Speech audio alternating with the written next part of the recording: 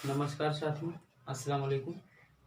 आप सभी लोगों का हमारे online YouTube channel UP Urdu GS academy पर बहुत बहुत स्वागत है। साथियों, हमने आपको शुरुआत की थी साइंस विषय में पाचन तंत्र यानी डाइजेस्टिव सिस्टम। तो हमने आपको बताया था कि मुख गुहा में कैसे पाचन होता है। उसके बाद ये जो ग्रसनली है, यहाँ से भोजन आता है, यहाँ एक वाल्व लगा होता है, यहाँ भी लगा होता है, भोजन आता है और पहुंचता है आमाशय में। तो आमाशय में जब भोजन पहुंचता है तो यहाँ हमने बताया था कि एक जठर ग्रंथि होती है, जहाँ से HCl अम्ल जो है निकलता है, और कुछ ऐसे एंजाइम होते हैं जो मृत अवस्था में होते हैं, वही HCl उन एंजाइमों को जागृत करता है। उसके बाद में भोजन यहाँ पचता है। आमाशय तक हम आपको बता चुके थे। अब आमाशय के बाद भोजन मतलब पेस्ट की अवस्था में, जिसको हमने कहा था काइम, तो इस अवस्था में, पेस्ट की अवस्था में वो जब नीचे आता है, किसमें? छोटी आंत का ही ये पहला पार्ट है, यानी कि डियोडेनम।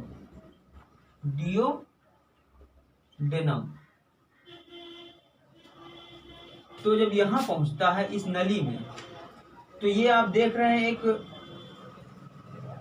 किसी पत्ते के जैसा दिख रहा होगा आपको। ये है क्या?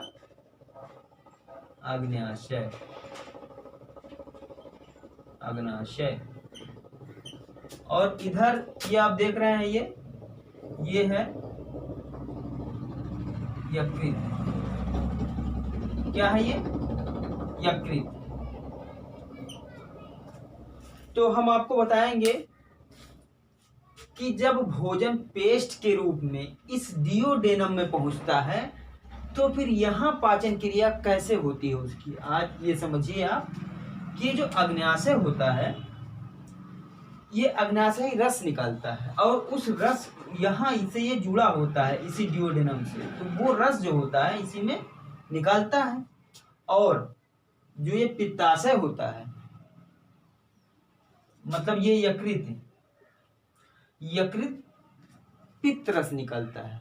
समझते रहिए, यकृत पित्त रस निकालता है। क्वेश्चन में आता है कभी कभार कि पित्त रस कहाँ से निकलता है, कहाँ से स्रावित होता है, तो इसका जवाब है यकृत। पित्त रस यकृत से ही स्रावित होता है। बहुत लोग लगा देते हैं पित्ताशय, तो पित्ताशय से स्रावित नहीं होता है, यकृत से पित्तरस स्रावित होता है। उसको स्टोर किया जाता है किसमें? ये है पित्ताशय। एक गाल ब्लेडर कहिए या पित्ताशय कहिए। पित्ताशय में पित्त रस संचित किया जाता है, और ये आपका यकृत है। यकृत क्या है? मानव शरीर की सबसे बड़ी ग्रंथि है यकृत क्या है? मानव शरीर की सबसे, दिख रहा है साथियों? समझते रहिए। हाँ, सबसे बड़ी ग्रंथि कौन है? मानव शरीर की सबसे बड़ी ग्रंथि कौन है? यकृत। ठीक है। तो अब यकृत से निकलता है जूस एक, जिसको कहते हैं पित्त रस। अब पित्त रस जब पित्त रस निकलेगा यकृत से, तो कहीं ना कहीं संचित होगा ना, संचित होगा, उसके बाद कहीं जाएगा वो अलग अलग जगहों पर। तो ये संचित कहाँ होता है?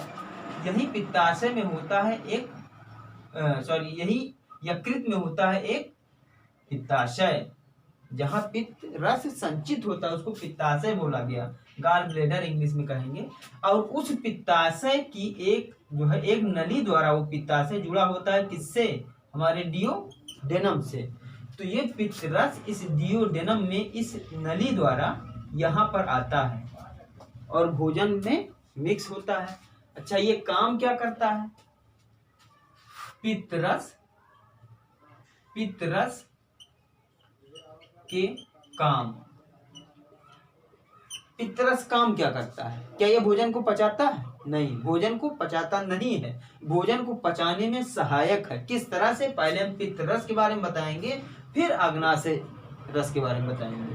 तो पित्तरस देखिए आप, पित्तरस क्या करता है? पहली बात तो निर्माण इसका कहाँ होता है? यकृत में। निर्माण किसका? पित्तरस का। संचय, संचय पित्ताशय या गाल ब्लैडर। ये इसकी प्रकृति क्या होती है?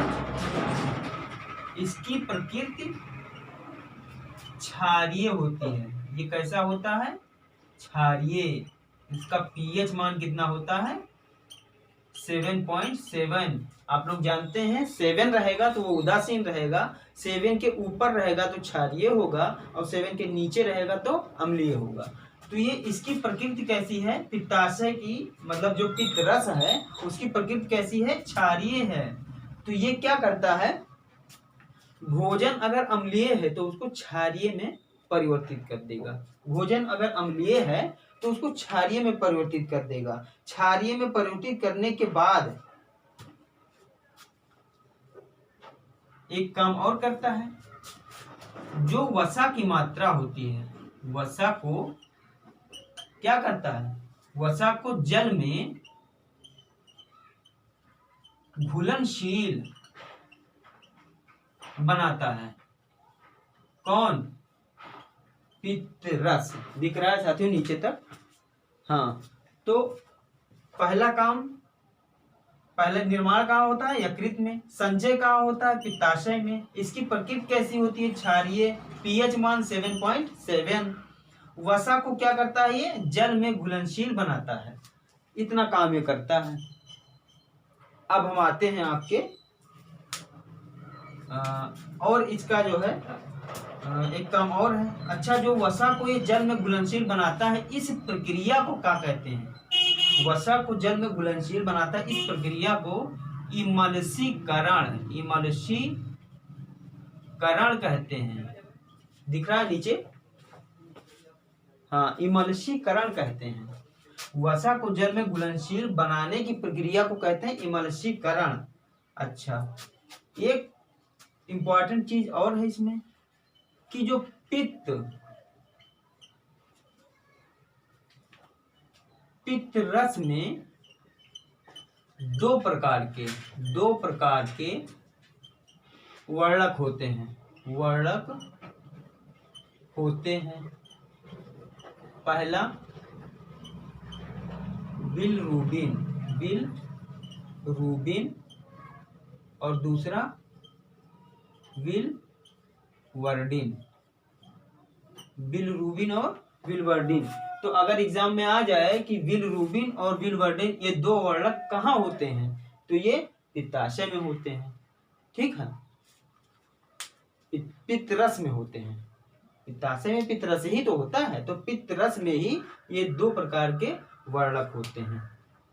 ठीक, इनका काम कुछ नहीं है, ये जो है कोई काम ही नहीं है इनका काम सिर्फ अगर कहीं इनका काम यही है कि जो है इस नली से आते हैं, ये जो नली जुड़ी हुई है डिओडेनम में, इस नली में आते हैं और धीरे धीरे करके बाहर निकाल दिए जाते हैं। इनका कोई काम ही नहीं है।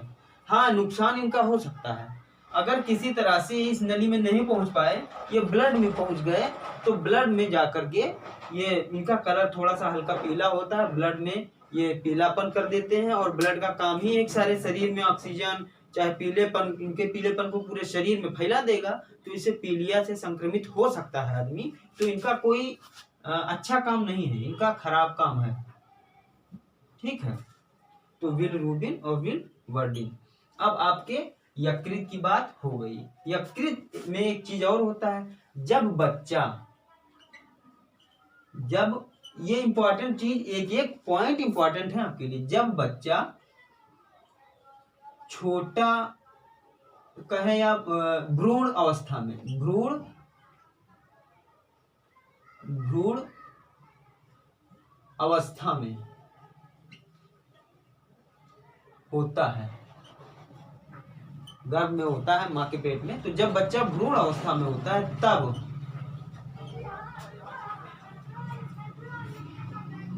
जब बच्चा भ्रूण अवस्था में होता है तब उस समय जो रक्त बनता है वो कहाँ बनता है? यही यकृत में। यकृत में, एक मिनट साथियों, अजान हो रहा है, 1 मिनट के लिए रुक जा रहे हैं। हाँ साथियों, तो मैं कह रहा था कि जब भ्रूण अवस्था में बच्चा होता है तब यकृत में रक्त का निर्माण होता है। समझ गए? तो भ्रूणीय अवस्था में यकृत रक्त का निर्माण करता है। तो ये पॉइंट ध्यान में रखिएगा। अग्न्याशय, ये अग्न्याशय तो अभी अग्न्याशय के बारे में बताएंगे। पित्त रस में 2 प्रकार के वर्णक होते हैं, बिलिरुबिन और बिलवर्डिन। एक चीज और कि पित्त रस में कोई एंजाइम नहीं पाया जाता है। तो पित्त रस में कोई एंजाइम नहीं पाया जाता है। तो इस तरह से आपने यकृत और पित्त रस के बारे में पढ़ लिया। यकृत के बारे में, यकृत की जो विशेषता है वो हम जो है लिखवा रहे हैं आपको। फिलहाल हम आपको अग्न्याशय के बारे में फिर बताते हैं। तो आपने ये समझ लिया कि यकृत और पित्ताशय जो होता है, यकृत में निर्माण होता है किस चीज का? पित्त रस का, और उसको संचित किया जाता है गाल ब्लेडर में या पित्ताशय में। पित्ताशय से वो डाइडेनम में आता है, डिओडेनम में, और डिओडेनम में आकर के ये सारे क्रिया करता है। जैसे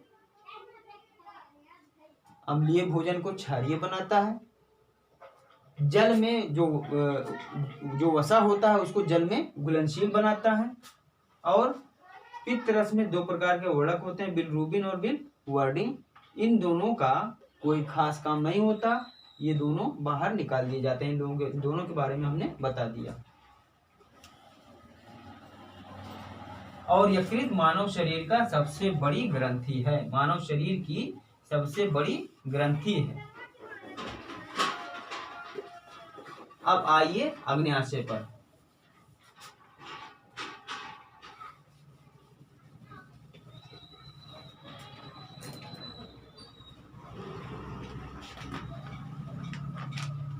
अब आइए कहाँ? अग्न्याशय पर।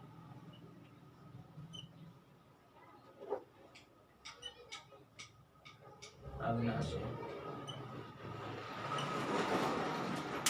अग्न्याशय जो जूस निकालता है, इस जूस को क्या कहते हैं? पूर्ण पाचक जूस। क्यों? क्योंकि इसमें सभी प्रकार के एंजाइम्स पाए जाते हैं। मुख्यतः जो भोजन को पाचित करते हैं, पाचन करते हैं भोजन को, मुख्यतः 3 प्रकार के, मुख्यतः 3 प्रकार के। कौन कौन? हमने कहा कि अग्न्याशय जो जूस निकालता है उस जूस को पूर्ण पाचक जूस कहते हैं। पूर्ण पाचक जूस कहते हैं। पूर्ण पाचक जूस कहते हैं। क्यों? क्योंकि अग्न्याशयी जूस में सभी प्रकार के एंजाइम पाए जाते हैं जो भोजन को पाचन करते हैं, भोजन को हजम करते हैं। अच्छा, कौन कौन से एंजाइम हैं? देखिए, पहला है ट्रिप्सिन। ये सारे क्वेश्चन एग्जाम में पूछे जा चुके हैं, फिर पूछे जा सकते हैं, इसलिए आप लोग ध्यान दीजिए। तो पहला हो गया ट्रिप्सिन, दूसरा हो गया एमाइलेज, एमाइलेज, और तीसरा हो गया लाइपेज, लाइपेज। तो ये मुख्यतः 3 प्रकार के जो एंजाइम हैं जो भोजन को हजम कर देते हैं, बिल्कुल पचा देते हैं। तो ट्रिप्सिन कौन सा काम करता है, और एमाइलेज कौन सा काम करता है, लाइपेज कौन सा काम करता है? देखिए, ट्रिप्सिन क्या करता है? ये प्रोटीन को पचाता है। किसको? प्रोटीन को पचाता है। ठीक। एमाइलेज क्या करता है? कार्बोहाइड्रेट्स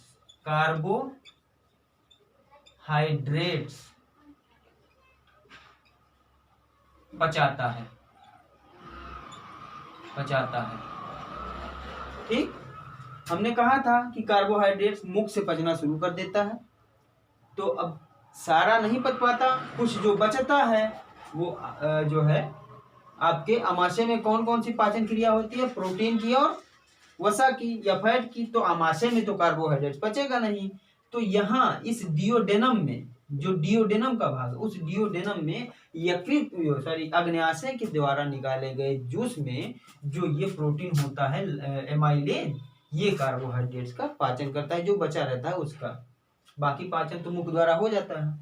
अच्छा, तो ट्रिप्सिन प्रोटीन को पचाता है, एमाइलेज कार्बोहाइड्रेट्स को पचाता है, लाइपेज क्या करता है? लाइपेज वसा को पचाता है, वसा को पचाता है। एक बार मैं फिर बोल रहा हूं कि आप लोग लिख लें अगर नोट कर रहे हो तो। ट्रिप्सिन क्या करता है? ट्रिप्सिन प्रोटीन को पचाता है। एमाइलेज क्या करता है? एमाइलेज कार्बोहाइड्रेट्स को पचाता है। और लाइपेज क्या करता है? लाइपेज वसा को पचाता है। समझ गए? तो इस तरह से लगभग ज्यादातर भोजन यही पच जाता है, छोटी आंत के फर्स्ट पार्ट में, यानी डिओडेनम में। उसके बाद डिओडेनम के बाद आता है ये जेजुनम में। जेजुनम में कोई पाचन नहीं होता है, ध्यान में रखिएगा, क्वेश्चन पूछा जा सकता है। जेजुनम में कोई पाचन नहीं होता। जब ये थर्ड पार्ट इलियम में पहुंचता है, इलियम सबसे बड़ा भाग है छोटी आंत का। छोटी आंत का पहला भाग डिओडेनम, दूसरा भाग जेजुनम और तीसरा भाग इलियम। तो छोटी आंत का जो तीसरा भाग है इलियम, ये सबसे बड़ा भाग है। यहाँ भी कुछ प्रोटीन है, मैं उनको भी लिखवाता हूँ।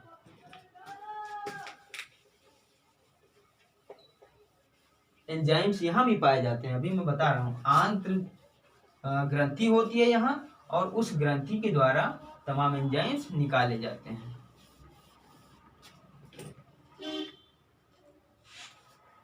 तो डिओडेनम, जेजुनम और तीसरा भाग क्या है आंत का? हमने अभी बताया था आपको।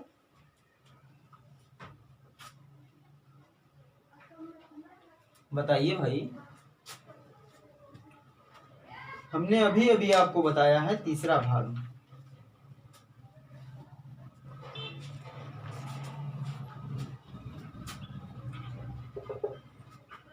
तो ये सबसे जो तीसरा भाग होता है छोटी आंत का, तीसरा भाग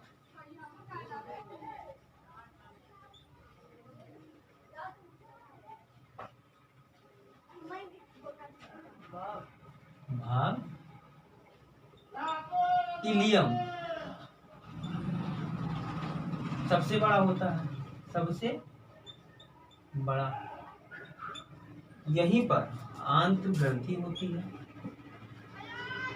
आंत्र ग्रंथि पाई जाती है। उनसे एंजाइम निकलते हैं। कौन कौन से बता रहे हैं? आंत्र ग्रंथि से एंजाइम निकलते हैं। इनमें होता है ब्रूनर सेल। ब्रूनर सेल होता है। सेल मतलब कोशिका। एक ब्रूनर कोशिका पाई जाती है। उस ब्रूनर कोशिका के द्वारा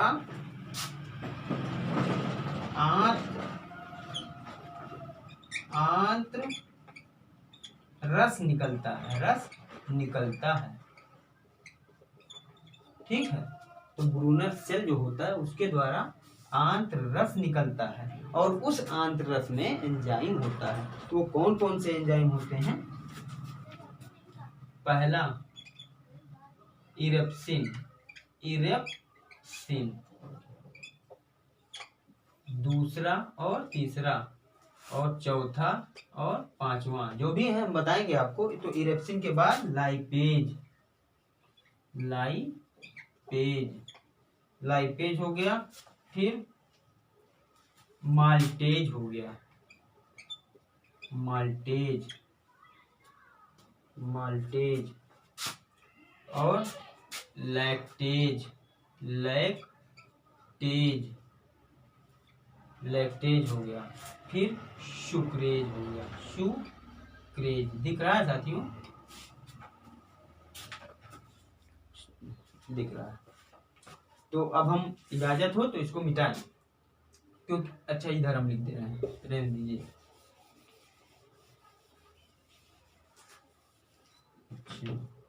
तो ये जो इरेप्सिन होता है ये कौन सा काम करता है? प्रोटीन को पचाकर अमीनो अम्ल में ये परिवर्तित करता है। इरेप्सिन क्या करता है? प्रोटीन जो भी कुछ बचा कुचा रह जाता है वो छोटी आंत में, तो चूंकि डिओडेनम भी छोटी ही आंत का भाग है और इलियम भी छोटी ही आंत का भाग है, इसीलिए कहा जाता है कि सबसे भोजन का सबसे अधिक पाचन छोटी आंत में हो जाता है, कुछ बचता नहीं है। प्रोटीन को पचाता है, प्रोटीन को किस रूप में करता है? अमीनो एसिड रूप में परिवर्तित करता है। कौन? इरेप्सिन। लाइपेज क्या करता है? अभी हमने ऊपर बताया था, लाइपेज का नाम आया था। लाइपेज क्या करता है? अभी इसके पहले हमने बताया था, तो एक बार फिर देख लीजिए। ये लाइपेज क्या करता है? Lipase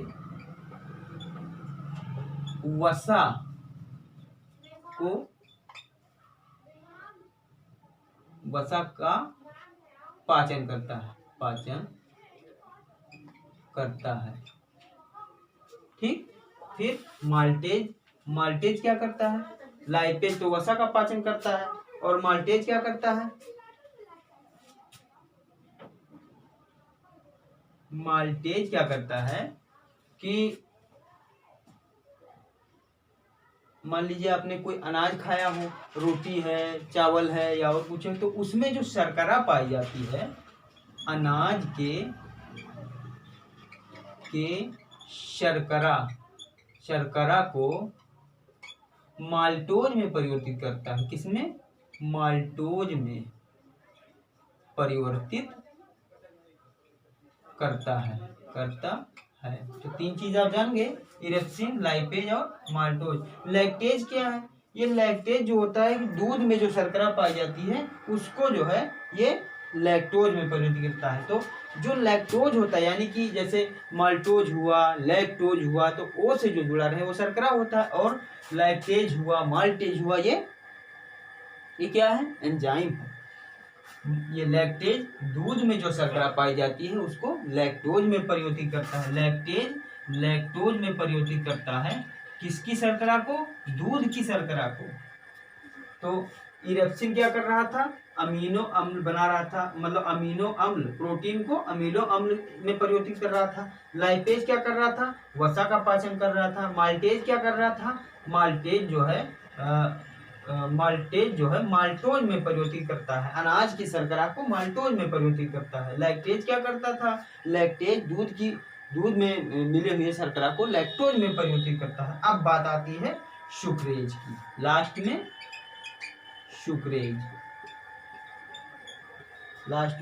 sucrase. ये क्या करता है? सुक्रेज जो होता है, ये